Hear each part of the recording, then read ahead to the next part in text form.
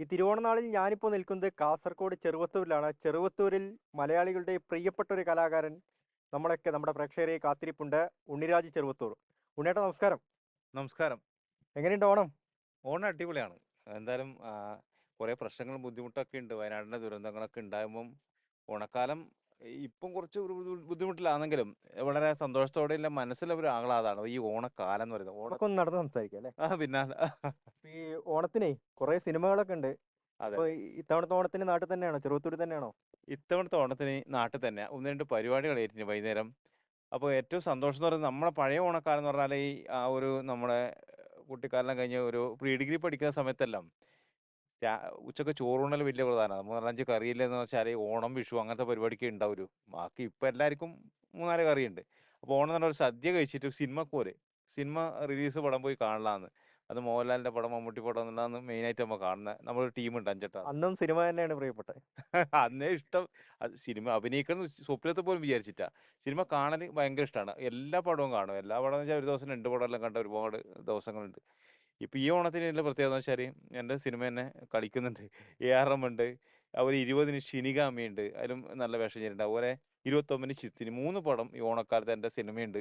അപ്പോൾ അത് ഏറെ സന്തോഷം തരുന്നു. കാരണം ഒരു കാലത്ത് നമ്മൾ ഓണത്തിനെല്ലാം പോയിട്ട് ടിക്കറ്റ് ഇങ്ങനെ ഭയങ്കര അന്ന് ഈ ഇതിനുള്ള കൈ ഇട്ടിട്ട് ഭയങ്കര കൈവൂക്കുള്ള കാര്യക്കാരെന്ന് പറഞ്ഞ ടിക്കറ്റ് എടുത്തിട്ട് ഓടിപ്പോയി കാണും. ചിലപ്പോൾ ടിക്കറ്റ് കിട്ടൂല. അപ്പോൾ നമ്മുടെ വിഷമത്തിൽ അട നിൽക്കും. അടുത്ത ഫസ്റ്റ് ഷോക്ക് വേണ്ടിയിട്ട് നമ്മൾ നിൽക്കുവാടാ ഈ ടിക്കറ്റ് എടുക്കാൻ വേണ്ടിയും ആ 2 മണിക്കൂറെല്ലാം വെയിറ്റ് ചെയ്യും, 3 മണി സിനിമ കഴിയുന്നവരെ. അപ്പോൾ ഓണക്കാലം എന്നും ഒരു സന്തോഷമുള്ള കാലം തന്നെയാണ്. ഇപ്പൊ നമ്മുടെയൊക്കെ കുട്ടിക്കാലത്തേക്ക് വെച്ച് നോക്കുമ്പോഴേ ഓണത്തിനും ആളുകൾക്കൊക്കെ കുറെ മാറ്റങ്ങൾ വന്നിട്ടുണ്ട്. അപ്പൊ നമ്മുടെ പ്രേക്ഷകർക്ക് കണ്ടിരിക്കുന്ന പുതുതലമുറയ്ക്കൊക്കെ ഉണ്ണേട്ടൻ്റെ ഒരു പറയാനുള്ള കാര്യം എന്താ ഓണത്തെ കുറിച്ച്?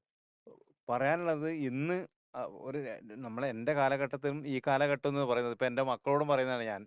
അന്ന് നമുക്ക് ഭയങ്കര കഷ്ടപ്പാടിൻ്റെ ഒരു കാലമായിരുന്നു. ഒരു നല്ല ഭക്ഷണം, നല്ല കുപ്പായം എല്ലാം കിട്ടൽ വലിയ ബുദ്ധിമുട്ടാണ്.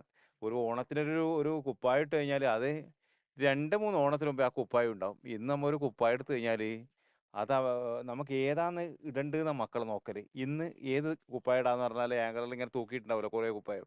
അന്ന് ഒരു ഏത് കുപ്പായം ഈശ്വരാ ഒന്ന് മര്യാദക്കില്ല ഇല്ലത് എന്നുള്ളൊരു കാലം.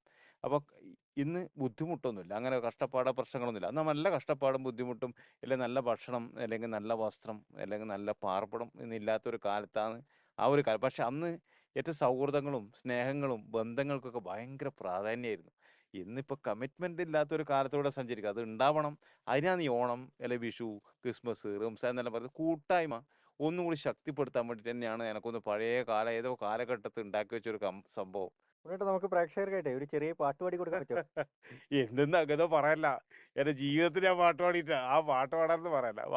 പാട്ടറിയില്ല. ഒരു രണ്ടുപേരി. അയ്യോ, പാട്ട് പാടാറില്ല. നിങ്ങൾ പാടിയാ ഞാൻ അവിടെ മ്യൂസിക് അടിക്കാം. അപ്പൊ നമുക്ക് അടുത്ത സ്ഥലത്തേക്കൊക്കെ പോവാണ്ട്. ആ, അപ്പൊ ഞാനിവിടെ പതുക്കെ നീങ്ങിയാലോ? തീർച്ചയായും. ഞാനിപ്പോൾ ഉള്ളത് വീരഭദ്ര ക്ഷേത്രത്തിലാണ്. ചെറുവത്തൂരിന്റെ ഭയങ്കര സാംസ്കാരികമായ ഒരു അമ്പലം കൂടിയാണിത്.